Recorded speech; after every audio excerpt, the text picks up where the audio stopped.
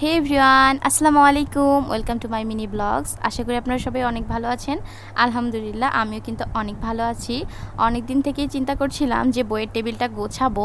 যেহেতু আমার কোনো বুক সেলফ নেই, তো সব বই আমার টেবিলের উপরে রাখতেই হয়। কিছুদিন আগে যেহেতু বিশ্ব বই দিবস ছিল, তাই নিজেকে কিছু বই গিফট করেছিলাম। সেই পার্সেলটাও চলে এসেছে, সেটাও আনবক্সিং করেছি। তো তাই জন্য সব বইগুলো একদম টেবিলটায় মেসি হয়েছিল।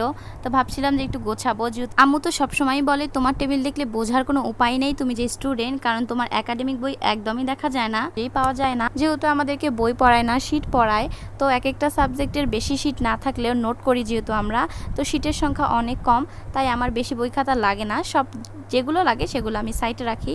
তো আম্মু সবসময়ই বলে তোমার টেবিলে এত বই কেন, এত বই। যেহেতু আমার বুক সেলফ নেই, তো সব বই আমার টেবিলেই রাখতে হয়, তাই কি আর করার। এখানে সবগুলো বই বের করে আমি চিন্তা করছিলাম কিভাবে গোছাবো। তো আলহামদুলিল্লাহ অনেক চেষ্টা করে সব গুছিয়েছি। যেহেতু বইগুলো জিপার ব্যাগ দিয়ে রাখা, তাই একটার উপর একটা রাখতে গেলেই পড়ে যাচ্ছে, অনেক কষ্ট করে অনেক কিছু দিয়ে রাখতে হয়। তো আজকের ভিডিওটা এই পর্যন্ত। আল্লাহ হাফেজ সবাইকে।